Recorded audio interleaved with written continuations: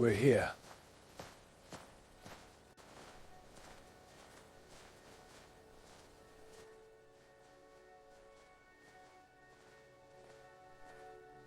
It's larger than I imagined. Your rooms, our rooms. I hope you'll find them comfortable. There are 2 beds.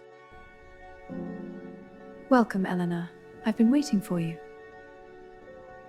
Eleanor Marsh married the Duke of Thornfield on a Tuesday in May at St. George's, Hanover Square, with 14 witnesses and no reception. She had known him for 6 weeks. She had spoken to him perhaps 30 times.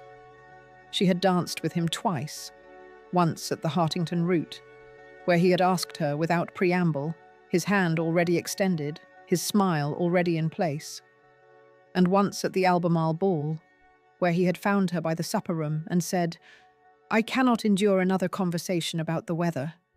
Will you save me?" She had not saved him. She had danced with him, which was not the same thing. She had noticed, even then, the way his hand trembled slightly when he signed the dance card, the way his eyes moved past her shoulder, scanning the room, as if he were expecting someone to appear and interrupt them. The way his conversation, witty, informed, perfectly pitched, felt like a performance so rehearsed that he had forgotten the original emotion behind it. She had noticed, and she had dismissed it. Because she was 23, because her father's estate was entailed to a cousin who would evict her mother within the year, because she had come to London for 1 season and with the explicit purpose of marrying well, and because the Duke of Thornfield, 38, wealthy, recently widowed, was the best offer she was likely to receive, and possibly the best offer she deserved. She had not known, when she accepted his proposal, that he was not widowed. She had not known that his wife was alive, that she was living at Thornfield, that she occupied the honeymoon suite that Eleanor would enter in 6 hours. She had not known that the tremor in his hand was not nerves but guilt, that his scanning of the room was not expectation but fear, that his performance was not charm but the desperate machinery of a man who had constructed a life on a lie and was terrified of its collapse. She knew none of this. She knew only that she was marrying a duke, saving her family, securing her future. She knew that she was lucky. She knew that she was happy, or that she should be happy, which in her experience was often the same thing. The wedding was brief. The vicar spoke. The Duke said his vows in a voice that carried to the back of the church without conveying any meaning to the front. Eleanor said hers more quietly, but with more sincerity. She had not yet learned to perform, not at this level, not with this audience. She was still capable of meaning what she said, and she meant it. She would love him, honor him, keep him, forsaking all others. She did not know when she spoke those words that he had already forsaken nothing, that he was keeping everything, 2 women, 2 lives, 2 parallel realities that he believed could coexist in the same house, the same heart, the same bedchamber. She did not know that she was about to become the 3rd point of a triangle that had existed for 11 years. They left London immediately. No wedding breakfast, no tour of the Lake District, no gradual introduction to married life in the soft accommodations of a fashionable hotel. The Duke had arranged everything with the efficiency of a man who had done this before, which, Eleanor would learn, he had twice, with 2 other women who had fled before the wedding night. She learned this later. At the time, she understood only that he was urgent, almost frantic in his urgency. He helped her into his travelling carriage, a closed chariot with his crest on the door, the interior lined with velvet the colour of dried blood, and settled beside her with a sigh that sounded like relief. "We will reach Thornfield by evening," he said. "I have arranged for supper to be waiting. You will be tired from the journey." "I am not tired," Eleanor said. "I am—" She searched for the word. "I am eager to see your home, to begin." "Yes." He smiled, that perfect smile that did not reach his eyes. "To begin." The carriage rolled north. Eleanor watched London give way to Hertfordshire, Hertfordshire to Bedfordshire, the landscape flattening and then rising as they entered the Midlands. She asked questions about Thornfield, about Yorkshire, about his childhood, and he answered them with the same polished fluency he brought to every conversation. But she noticed the gaps, the way he spoke about the house as if it were a museum rather than a home, the way he mentioned his late wife with the careful neutrality of a man discussing a business arrangement, the way he never, not once, spoke of love. She told herself this was normal. Dukes did not speak of love. Men of 38, marrying women of 23, did not speak of love. They spoke of estates, of bloodlines, of the practical arrangements that made society function. Love was for novels, for poetry, for the lower orders who had nothing else to sustain them. She told herself this, and she almost believed it. Thornfield Abbey announced itself before they saw it. The road narrowed, climbing through a wood of oak and ash that blocked the afternoon light. The air grew cooler, damper, scented with moss and something else, something medicinal, something that reminded Eleanor of her grandmother's sick room in the months before her death. The carriage wheels rattled on stone, the horses slowed, and then the wood opened and the house was before them. It was Gothic. Not the fashionable Gothic of Strawberry Hill, with its deliberate artificiality, but the real thing, medieval, imposing, a pile of grey stone that had been added to and altered over 6 centuries until it resembled not a single building but a geological formation, something that had grown rather than been constructed. Towers, turrets, windows of stained glass that caught the last light and scattered it across the gravel drive in fragments of red and blue and gold. It was beautiful. It was also, Eleanor felt immediately, not a place where people lived happily. "Welcome," the Duke said, and his voice carried that same tremor she had noticed at the wedding. "To Thornfield."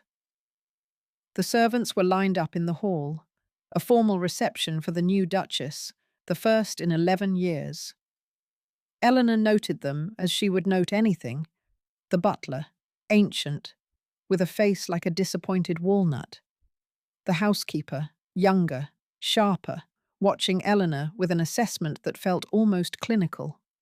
The footman, the maids, the cook, all performing their roles with the mechanical precision of people who had rehearsed this moment and were now executing it without enthusiasm or expectation.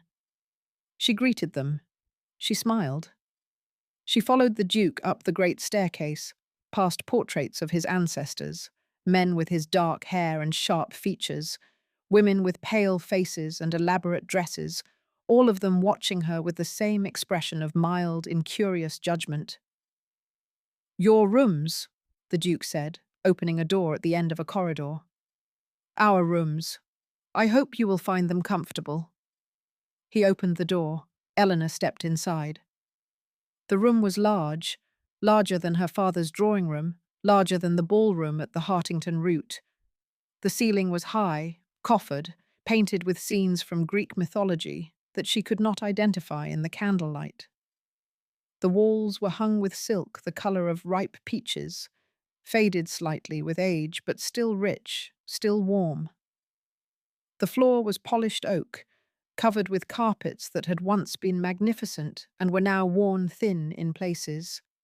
And the beds. There were 2 of them. One dominated the centre of the room, a 4-poster, draped in white, clearly prepared for newlyweds. Fresh sheets, rose petals scattered across the coverlet. the curtains drawn back to display the full expanse of the mattress, the pillows, the promise of the wedding night. The other bed was smaller, against the far wall, near the window that looked out over the garden. It was occupied. A woman sat against the pillows, propped by cushions, reading by the light of a single candle. She was perhaps 35, with pale hair and paler skin, dressed in a blue dressing gown that had once been expensive and was now worn at the cuffs. She looked up as Eleanor entered, and her expression, calm, assessing, almost welcoming, did not change. "Welcome, Eleanor," she said. "I've been waiting for you." Eleanor stood in the doorway of her honeymoon suite and felt the floor tilt beneath her feet. She looked at the woman in the blue dressing gown.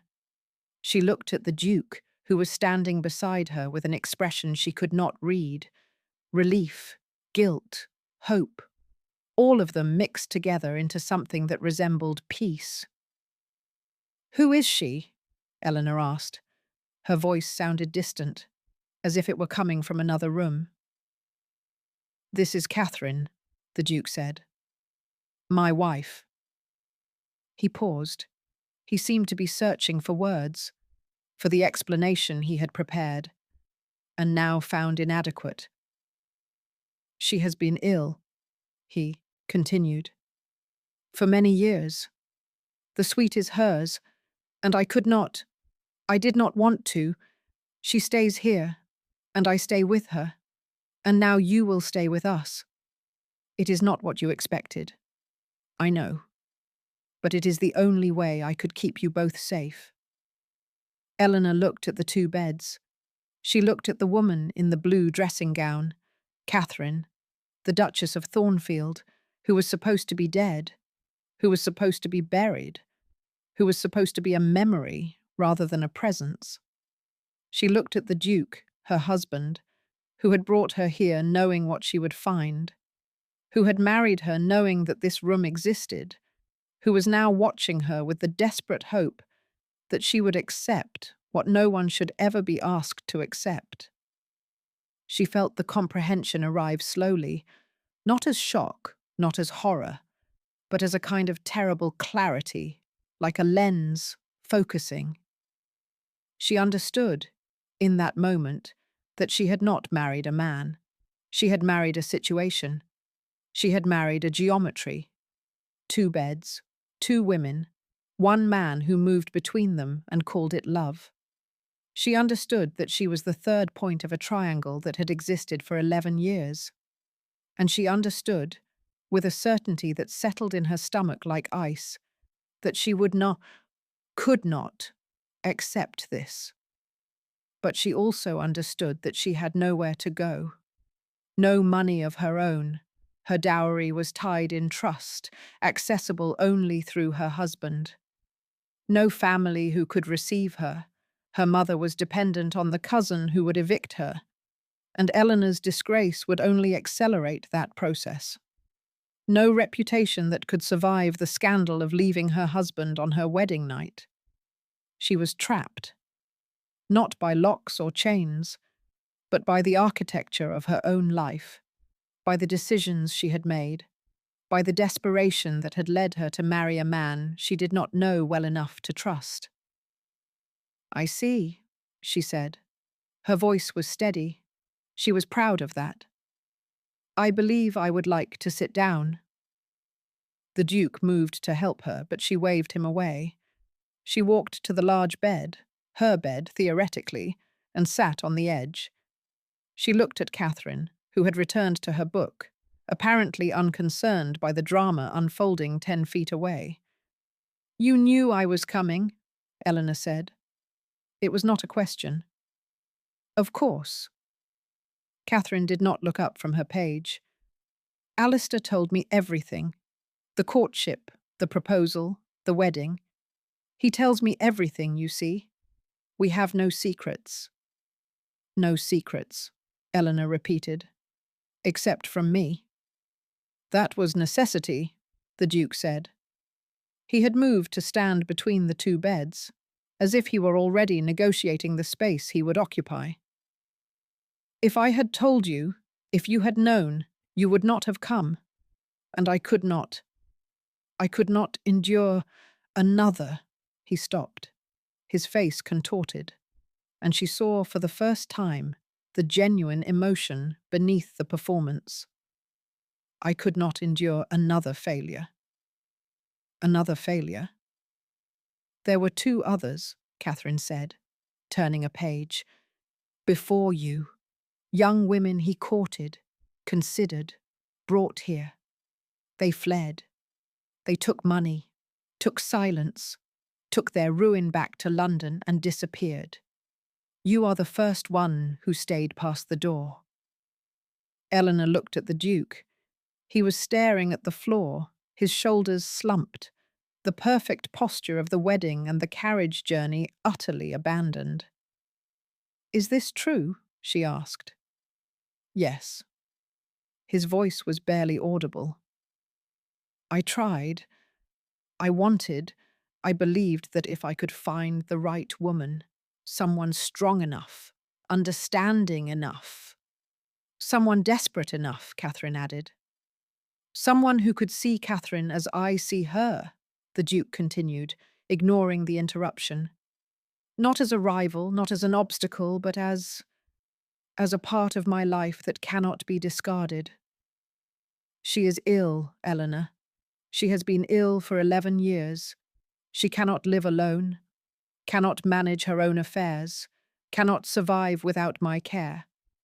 And I will not, abandon her. So you married me to abandon her? No. He looked up and his eyes were wet.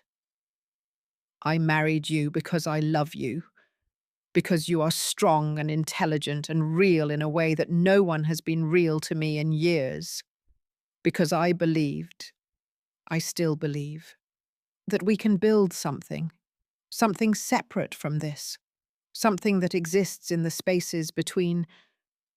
The spaces between what? Eleanor's voice rose, the first crack in her composure. The spaces between the beds? The spaces between her presence and mine?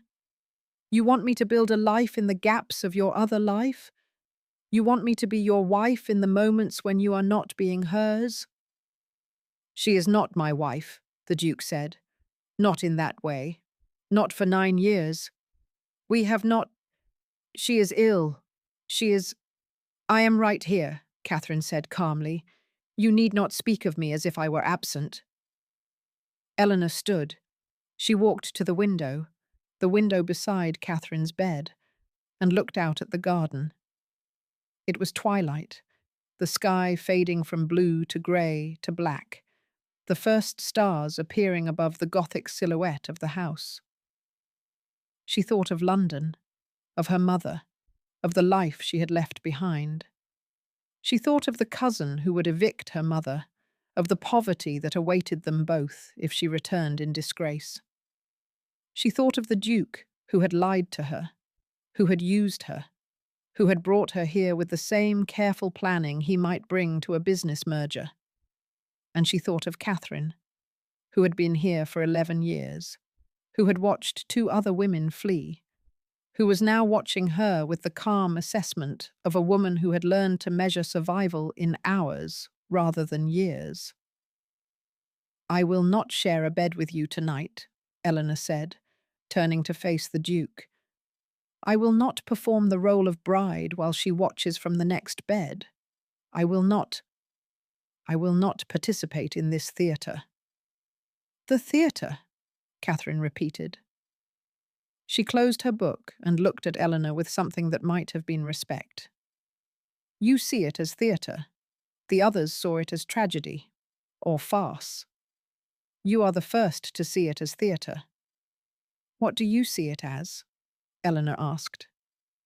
Catherine smiled, a small, sad smile that transformed her pale face from plain to almost beautiful. I see it as my life, the only one I have, the only one I was permitted to keep. The first night at Thornfield was the longest of Eleanor's life.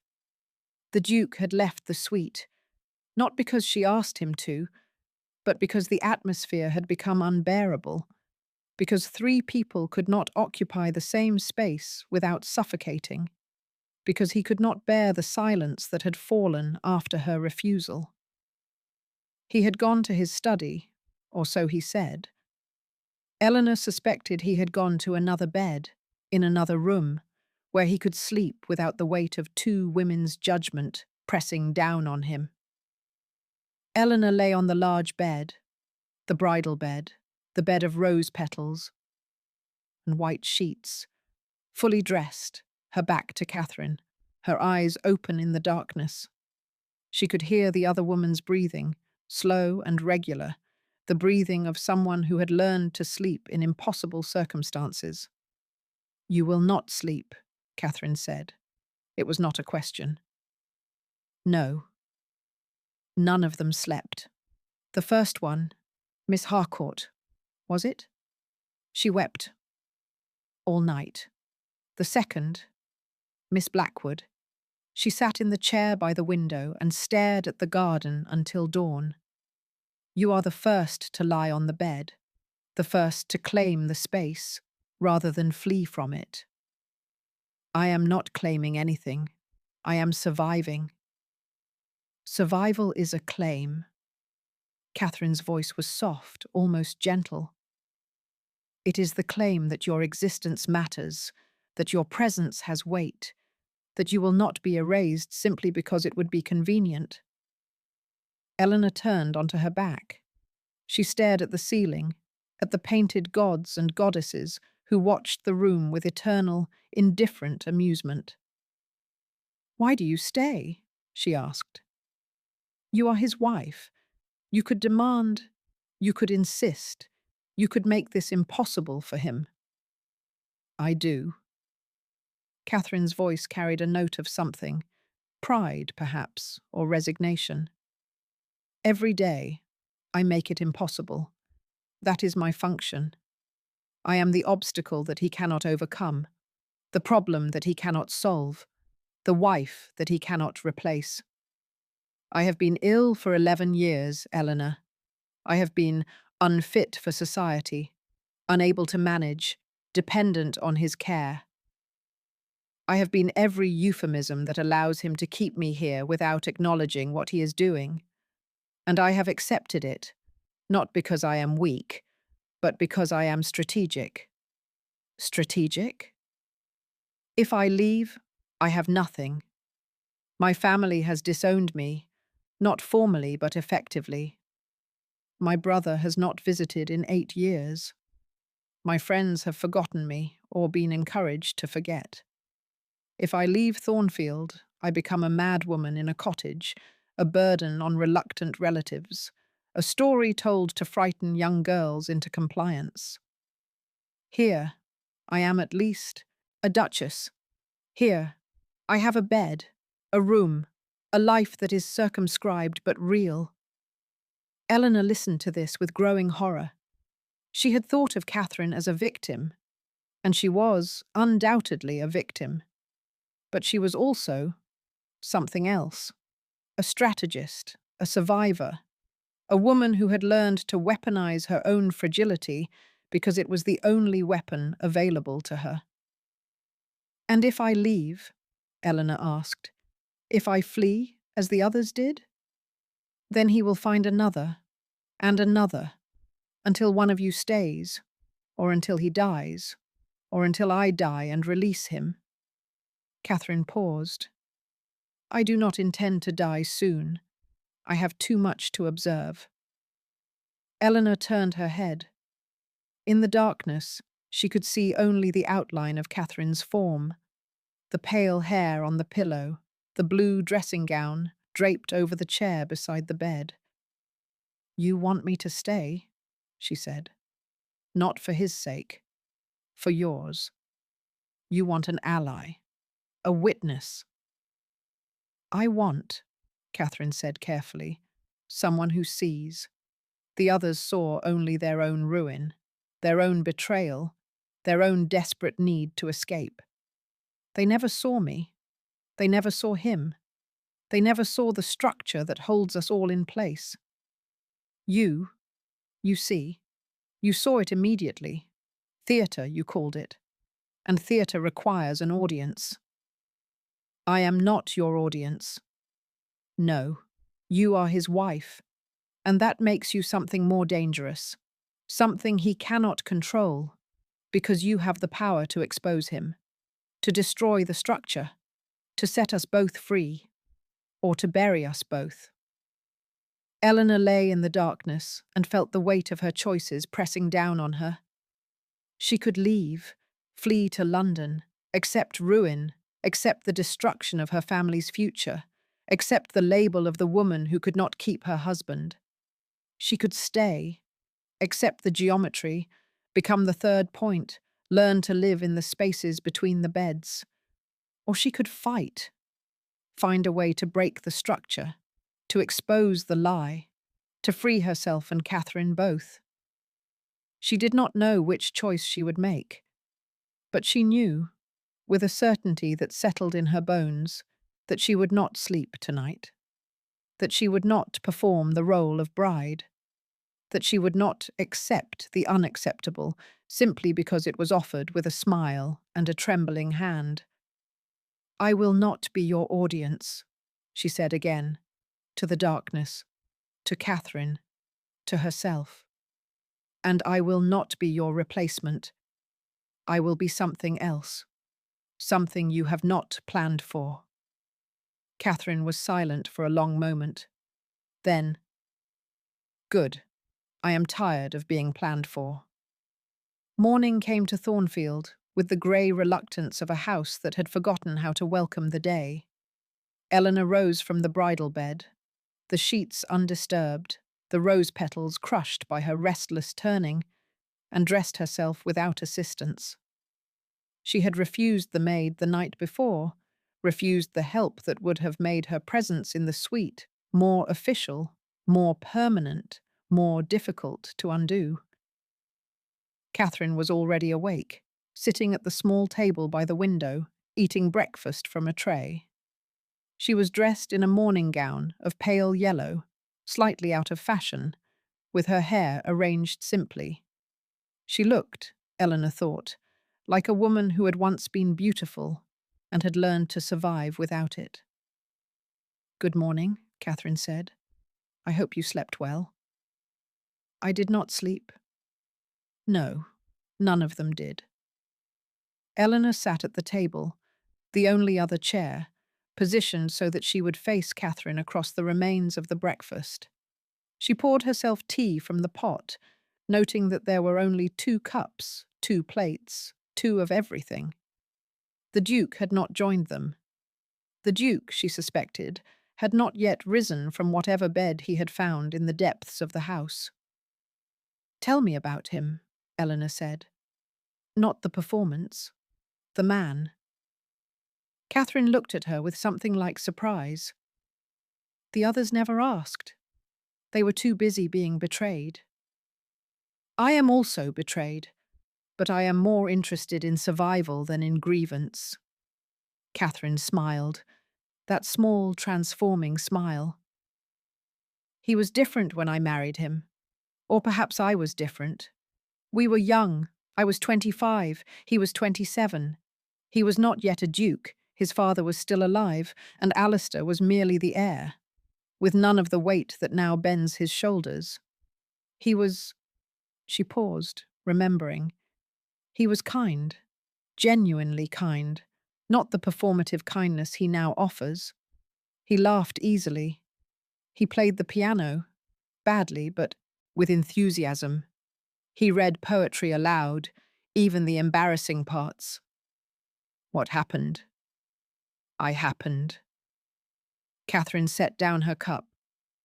I am not an easy woman. I had opinions, I had ambitions. I wanted to be a duchess, not merely in name, but in influence, to use the position to advance causes I believed in, education, reform, the rights of women. I spoke at dinners, I wrote to newspapers, I made enemies. And he He was proud at first, then worried, then frightened. His father, the old Duke, was a conservative, a man who believed that women should be silent and decorative. He threatened to disinherit Alistair if I continued my campaigns. Alistair asked me to moderate. I refused. So he broke with you? No. Catherine's voice grew softer. He tried to mediate, to please both of us, to be the good son and the supportive husband and the progressive thinker all at once.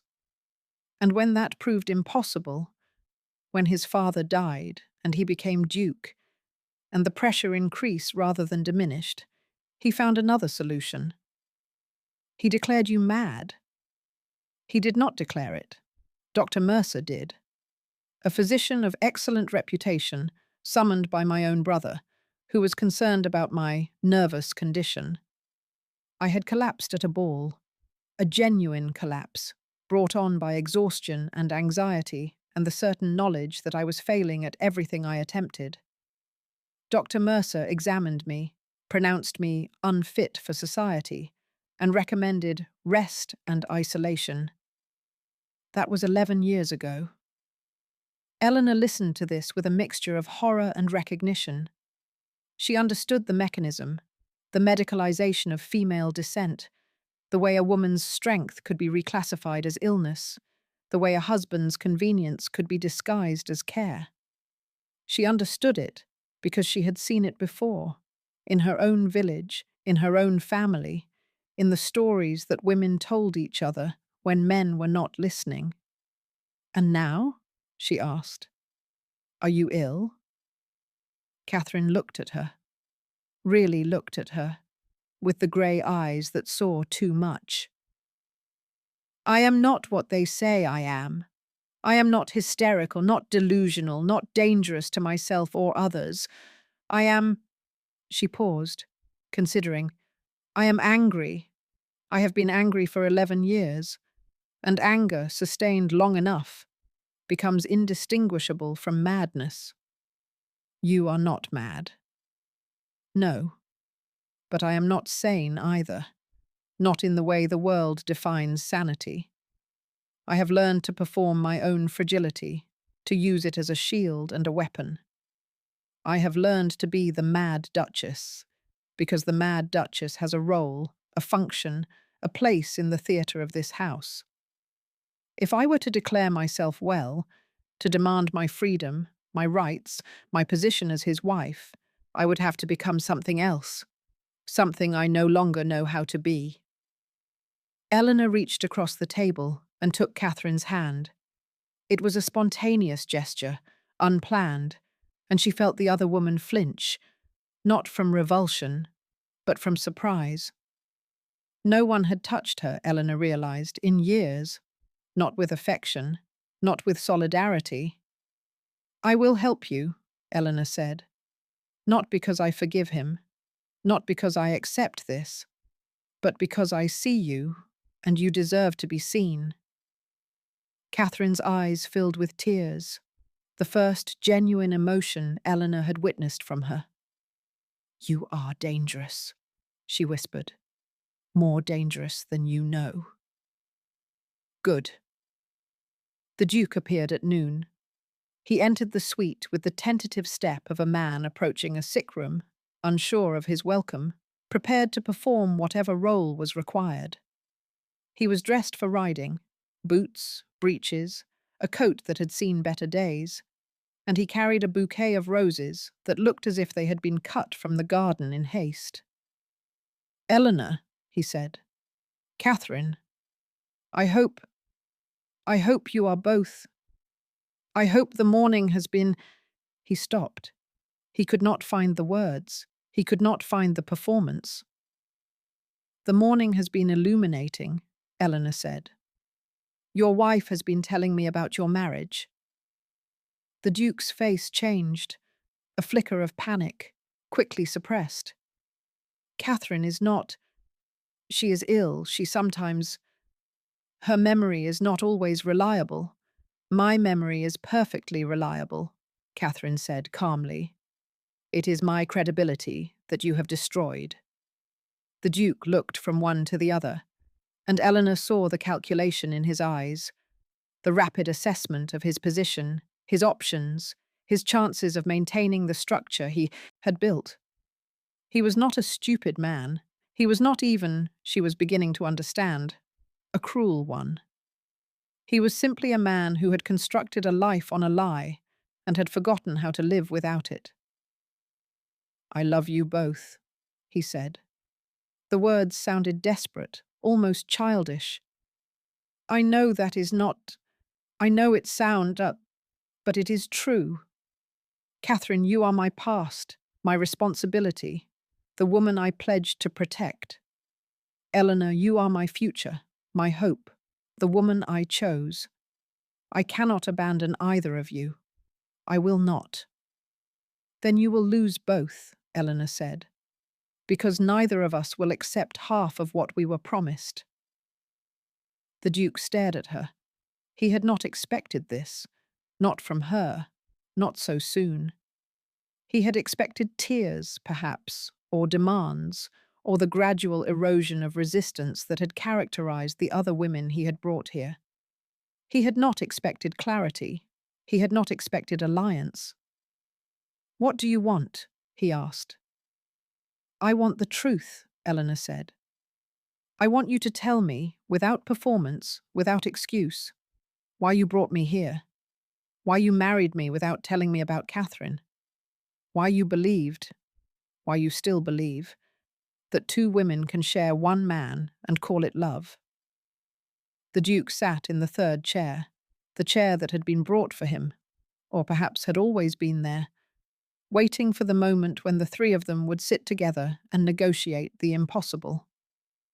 He set down the roses.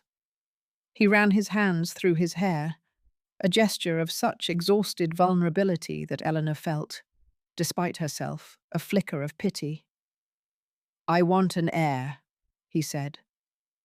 "That is the truth, the base truth, the truth I am ashamed of. Catherine cannot, her condition, her body. We have not been husband and wife in that way for 9 years. Thornfield needs an heir. The title needs an heir. I need..." He stopped, struggling.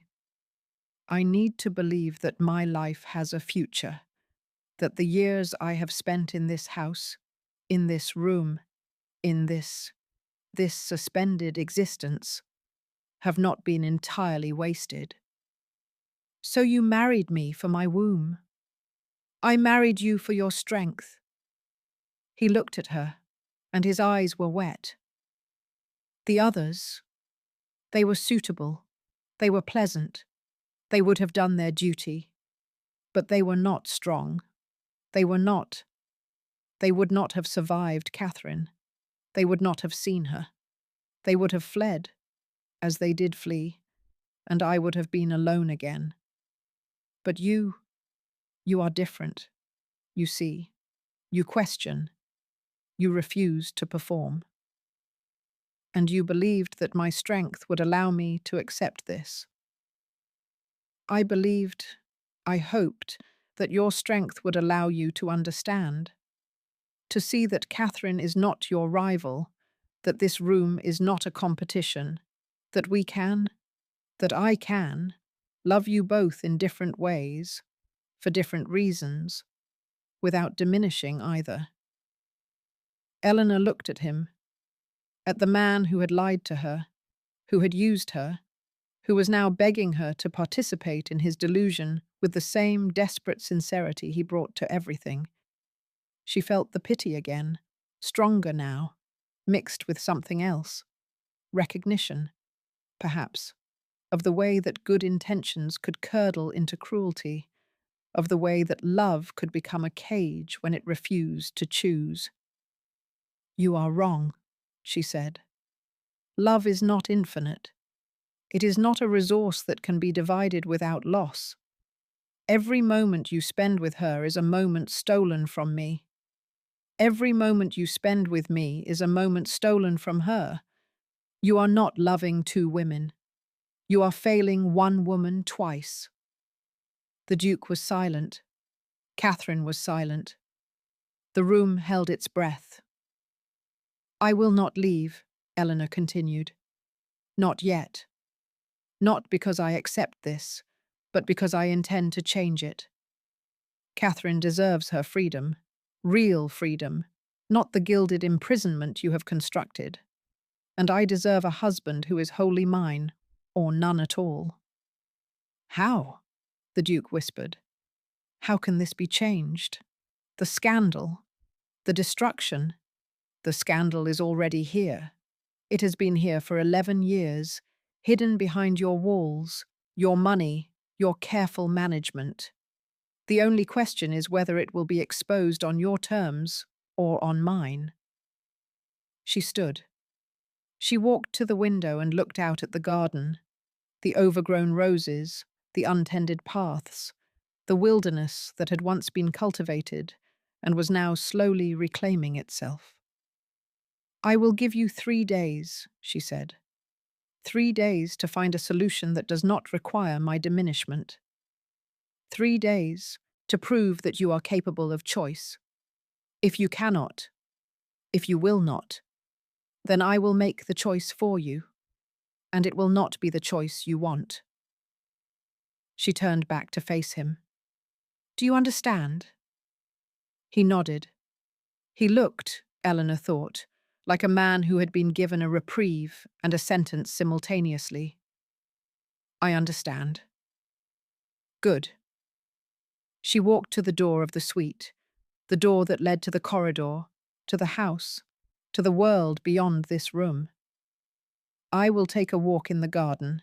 I suggest you use this time to consider what kind of man you wish to be. She left. She did not look back. The garden was overgrown, unkempt, beautiful in its neglect. Eleanor walked the paths without destination, letting her feet carry her where they would. She needed air, air that did not smell of old roses and medicine, air that had not been breathed by 2 other people before it reached her lungs. She needed space, the physical space of the garden, the mental space of solitude, the emotional space to process what she had learned and what she intended to do.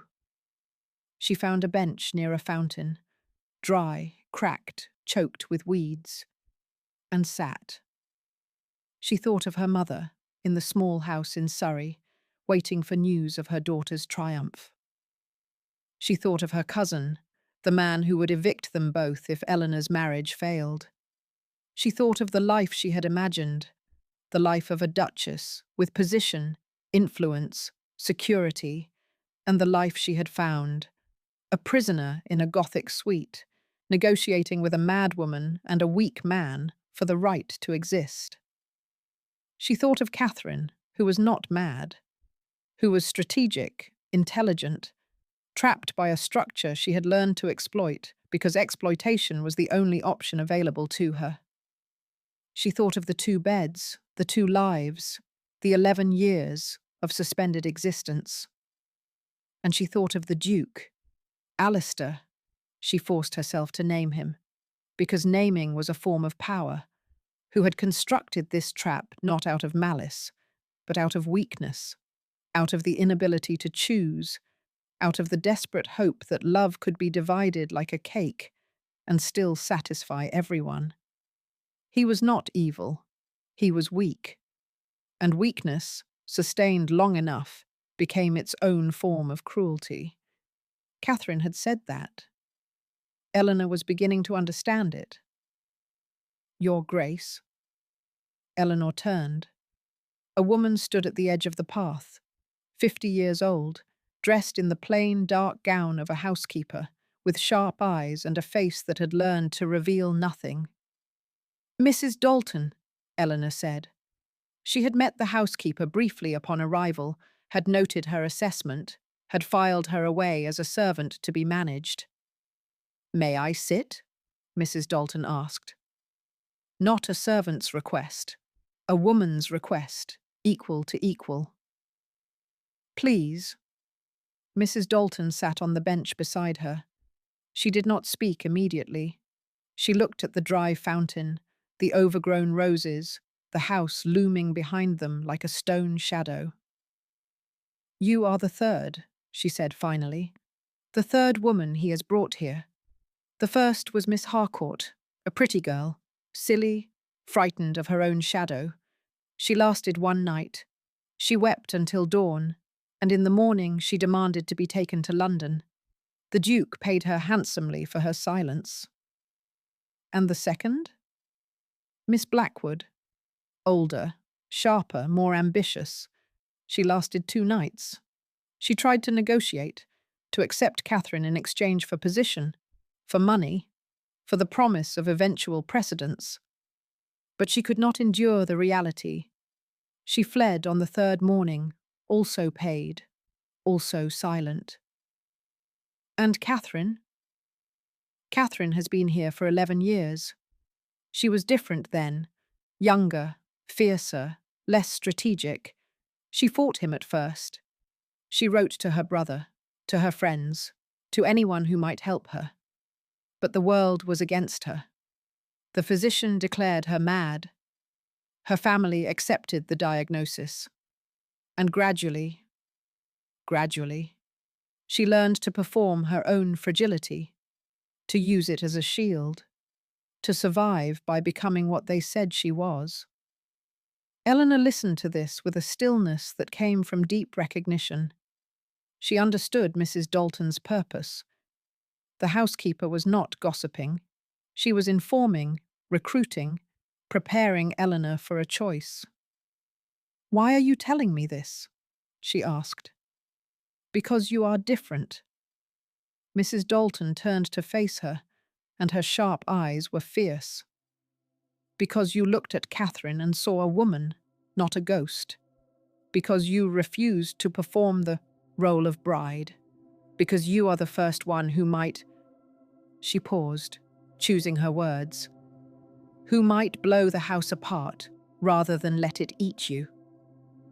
"And if I do, what happens to you?"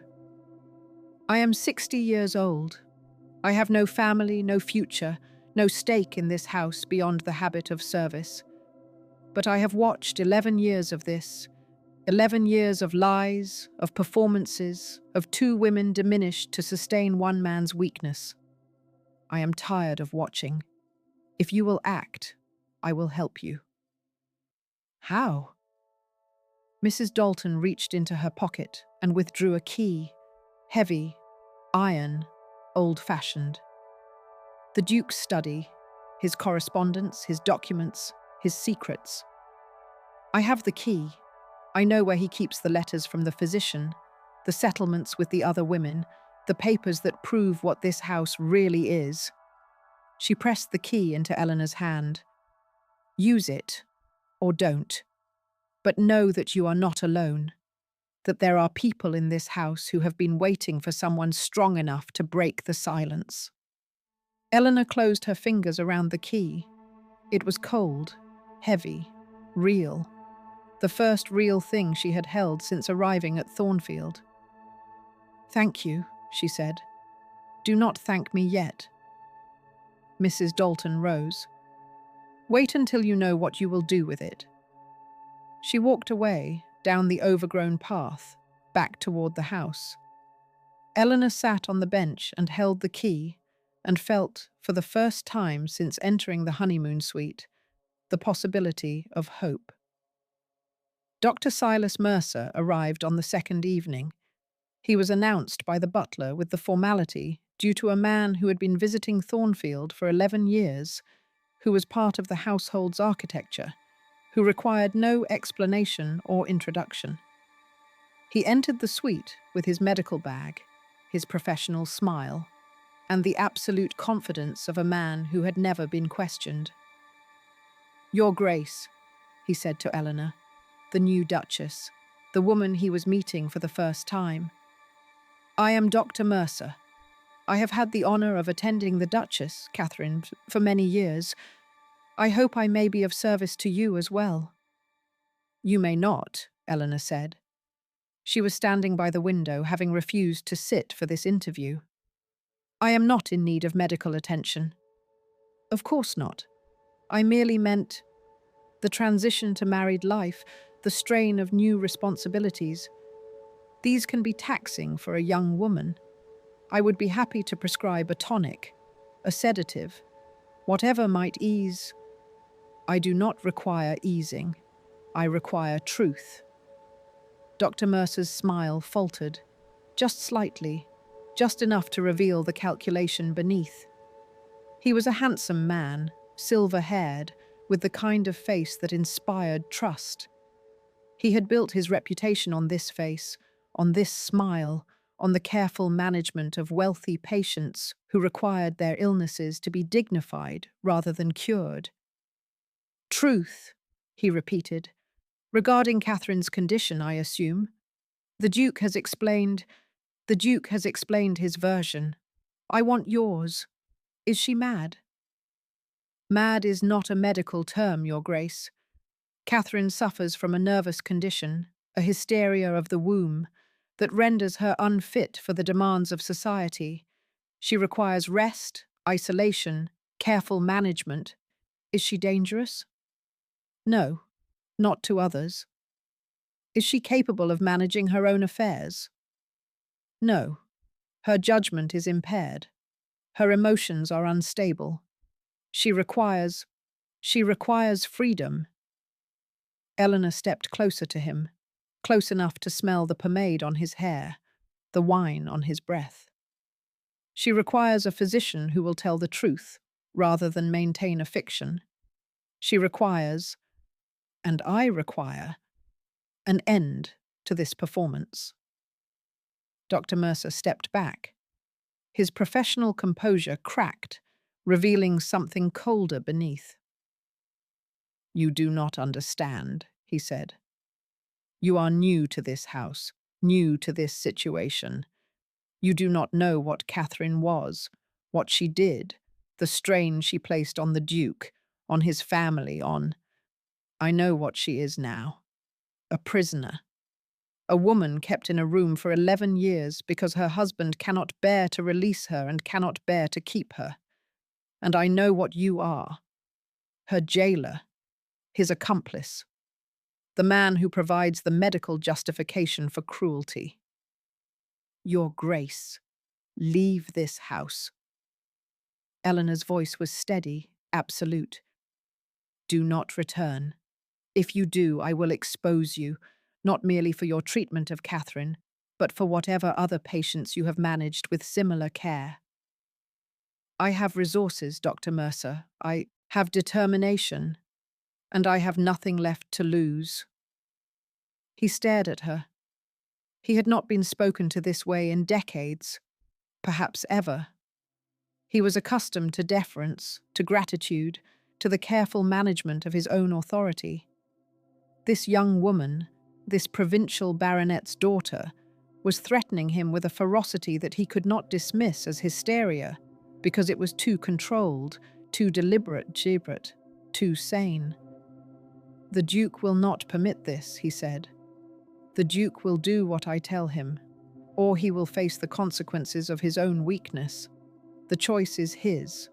The choice is yours. Dr. Mercer looked at her for a long moment. Then, slowly, he gathered his bag. He walked to the door. He paused, turned back.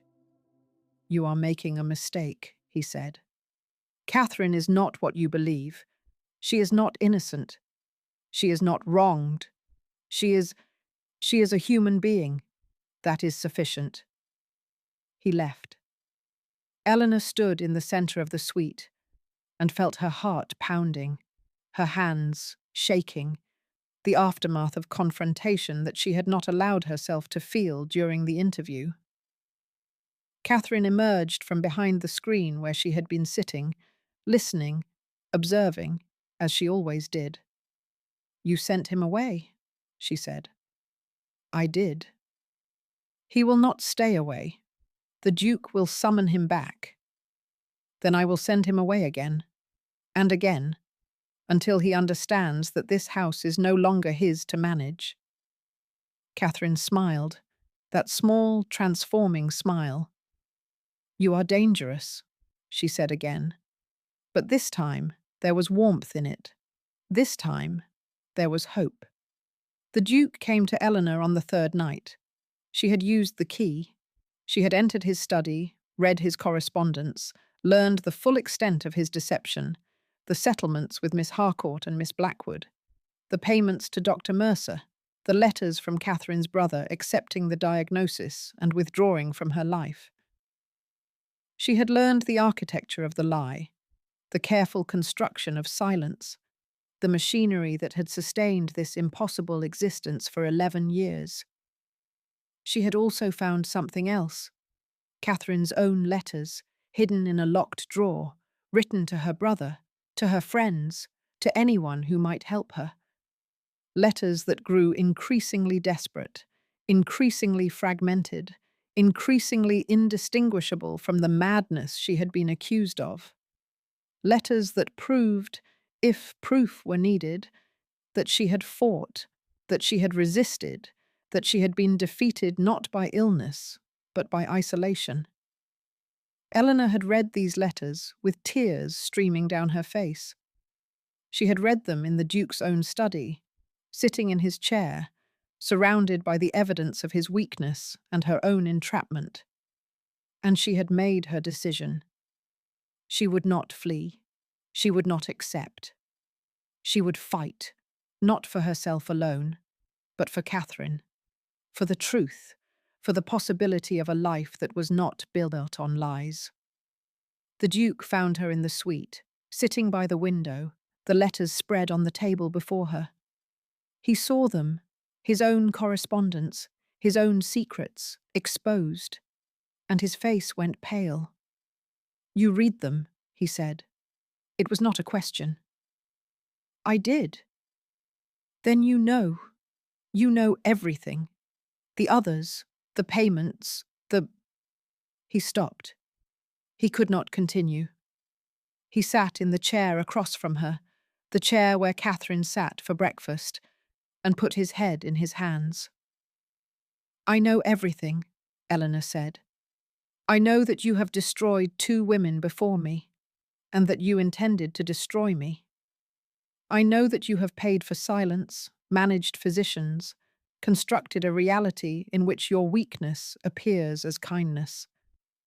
I know that you are not evil, Alistair, but I know that you are weak, and I know that weakness, sustained long enough, becomes its own form of cruelty." He looked up.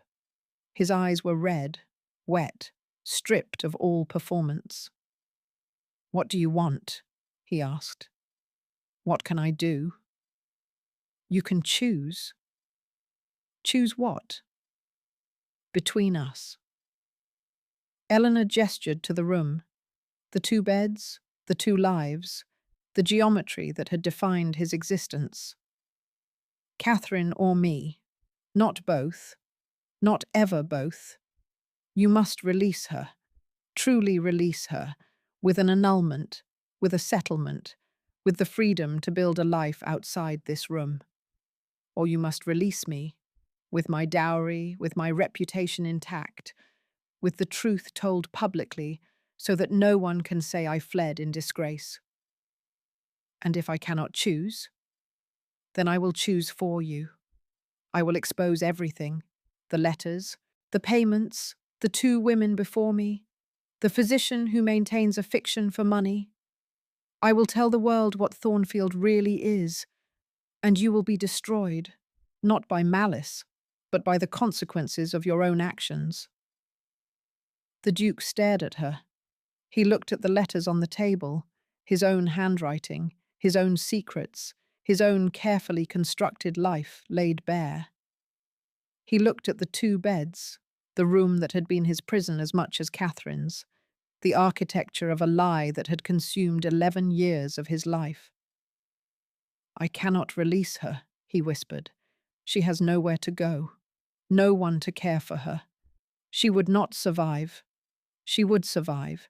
She is stronger than you know, stronger than you have allowed her to be. And you, if I release her, if I choose you, would you stay?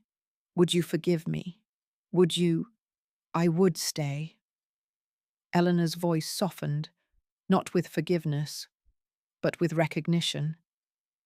Not because I forgive you, not yet, but because I believe that you can change, that you can learn to be the man you might have been, the man who is capable of choice, of commitment, of love that does not require another person's diminishment. He was silent for a long time. The candles burned low, the room grew dark. Outside, the garden was silent, the overgrown roses waiting for a dawn that seemed far away. I will choose, he said finally. I will release her. I will annul the marriage. I will, his voice broke, I will let her go, and I will spend the rest of my life proving that I can be worthy of you. Eleanor looked at him, at the man who had lied to her, who had used her, who was now promising change with the same desperate sincerity he brought to everything. She did not believe him entirely. She did not trust him completely. But she believed in the possibility of change, not because he promised it, but because she demanded it, and because her demand was the first genuine thing that had entered this room in 11 years. Begin tomorrow, she said. Write to her brother. Write to the solicitor. Begin the process of release. And do not ever make me doubt your choice again. He nodded. He rose. He walked to the door, paused, turned back. Eleanor, he said, thank you for seeing me, for forcing me to see myself. She did not answer. She watched him leave, and then she sat in the darkness and waited for the dawn that would bring the beginning of the end, or the end of the beginning. The process of release was slow, painful, and full of reversals. The Duke wrote to Catherine's brother, the Earl of Fennel, and received no reply. He wrote again, and again, and finally, after Eleanor threatened to write herself, received a brief, cold letter stating that the Earl had no interest in his sister's affairs and that any communication should be directed to his solicitor. The solicitor was more responsive, but no more helpful. He pointed out that an annulment required grounds that did not exist in the Thornfield marriage, which had been properly contracted, consummated, and maintained for 11 years. He suggested a separation instead, a legal division that would allow Catherine to live independently while preserving the Duke's rights and obligations. Catherine refused. She wanted an annulment, a complete erasure of the marriage, a declaration that it had never been valid, a freedom that was total rather than partial. She wanted, Eleanor realized, what she had wanted 11 years ago, to be recognized as a person rather than a wife, to exist outside the identity that had been imposed on her. I will not accept separation, Catherine said, during one of the many negotiations that took place in the suite, the three of them around the small table, discussing the dissolution of a marriage that none of them had chosen freely. Separation means I am still his wife, still the Duchess, still defined by him. I want an annulment. I want to be Catherine Fennel again, not Catherine anything else. The Church will not grant it, the Duke said. We were married properly. There are no There are grounds, Tons. Eleanor had been researching, reading, consulting with a London barrister she had engaged secretly through Mrs. Dalton's connections. Catherine was coerced, not by force, but by the pressure of family, of society, of the expectation that she must marry or be nothing. She was 17.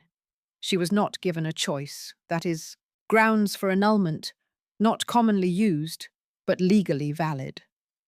I was not coerced, Catherine said. I wanted to marry him. I loved him. You were coerced by your own desire, Eleanor said gently. by the belief that love was sufficient, that marriage was the only path to fulfillment, that a woman's choice was limited to yes or nothing. That is the coercion that the law does not recognize, but that we, you, I, any woman who has been trapped by the expectation of marriage, we recognize it. Catherine was silent. She looked at Eleanor, at the woman who had come to Thornfield as her replacement and had become her ally, her witness, her unexpected friend. "You are asking me to claim victimhood," she said finally, "to say that I was forced, that I had no agency, that my marriage was a prison from the beginning. I do not know if I believe that. I do not know if I can believe it." "You do not need to believe it," Eleanor said. "You need only to claim it, to use the language that the law understands in order to achieve the freedom that the law denies. It is not truth.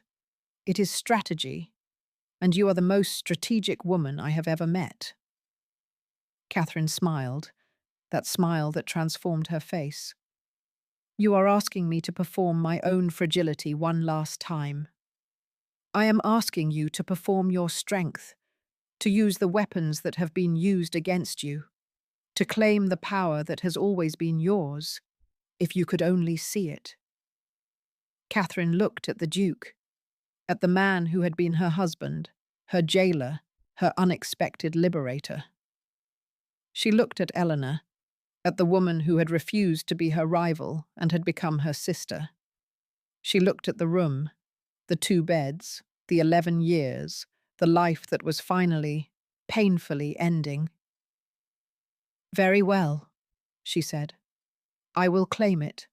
I will perform, one last time, and then I will be free." The annulment was granted in the autumn. It took months of negotiation, of legal maneuvering, of careful management of gossip and reputation. The Duke surrendered a portion of his estate to Catherine, enough to support her independently, to establish her in a cottage of her own, to ensure that she would never be dependent on the charity of relatives who had abandoned her. He surrendered more to Eleanor, his trust, his transparency, his promise that he would never again construct a life on lies. They were married again, properly, publicly, in the village church, with only the local gentry as witnesses. The London papers noted the event briefly, puzzled by the Duke's second marriage to the woman who had been his first wife's companion, but the story was too complex for scandal and too dull for sensation. It faded, as these things do, into the background of greater news. Catherine moved to a cottage in Devon, near the sea. She wrote to Eleanor, long discursive letters about her new life, her freedom, her rediscovery of the woman she had been before Thornfield. She wrote a book, a memoir, published anonymously, that became a minor sensation in intellectual circles for its frank discussion of the medicalization of female descent. She never married again. She never returned to Thornfield. But she and Eleanor maintained a correspondence that lasted for decades. 2 women who had shared the impossible and had emerged, scarred but whole, into lives of their own choosing. Eleanor and the Duke, Alistair she called him now in private, lived at Thornfield for 5 years. They did not restore the house. They did not fill it with children. Eleanor was barren, a fact they discovered with sorrow, but without the devastation that might have consumed them earlier in their lives. They did not entertain, did not participate in the London season, did not perform the roles that society expected of them. They lived quietly, honestly, imperfectly. They argued about politics, about literature, about the management of the estate. They walked in the garden, which Eleanor slowly restored, not to its former grandeur, but to a wilder, more natural beauty that reflected the life they were building rather than the life they had inherited. They slept in one bed. The second bed was removed, burned, its ashes scattered in the garden where the overgrown roses had once choked the paths. The suite was redecorated, not as a honeymoon chamber, but as a sitting room, a place for conversation and reading and the ordinary dailiness of marriage. The Duke changed, slowly, painfully, with many reversals. He learned to choose Eleanor, to choose honesty, to choose the difficult path of integrity over the easy path of performance. He never fully overcame his weakness, but he learned to recognize it, to name it, to ask for help when it threatened to overwhelm him. Eleanor changed too. She learned to trust, not completely, not without reservation, but with the cautious hope of a woman who had been betrayed and had chosen to believe in the possibility of change. She became, gradually, the woman she had always been capable of being: strong, intelligent, visible, real. The final scene takes place on an autumn evening, 5 years after the annulment. Eleanor and Alistair sit in the garden, the restored garden with its wild roses and its dry fountain, and its view of the Yorkshire hills. They are older. She is 28, he is 43, and they are comfortable in a way that they could never have been in the early days of their marriage. They are reading, she a novel, he a newspaper. They are not speaking, but they are present to each other in a way that requires no speech. The connection between them is not passionate, not dramatic, but it is real. It is earned. A letter arrives, from Catherine, as always. Eleanor reads it aloud. News of her garden, her writing, her continued independence. She is happy, the letter says. She is free. She sends her love to Eleanor, to Alistair, to the possibility of lives lived without performance or pretense. When Eleanor finishes reading, she looks at her husband. He is watching her with an expression she has learned to recognize: gratitude, love, the quiet wonder of a man who has been given more than he deserves. "Do you regret it?" he asks. "Any of it?" "I regret the lie," she says, "not the truth that followed." And Catherine? Catherine is free, as am I, as are you, if you will accept it. He takes her hand. They sit in the garden, watching the sunset, and the narration ends on the quiet, revolutionary truth that love is not geometry, not triangle, not compromise, not the management of multiple needs. Love is a line, 2 points, 1 connection, and the courage to accept no substitutes.